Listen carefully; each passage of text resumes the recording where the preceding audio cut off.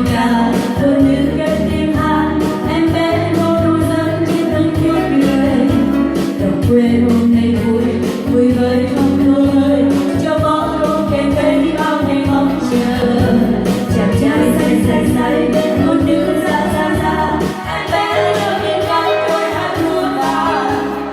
Trăng nhua lên cao soi sáng khắp đôi gió, anh ấy vui làm với cô đàn câu hò.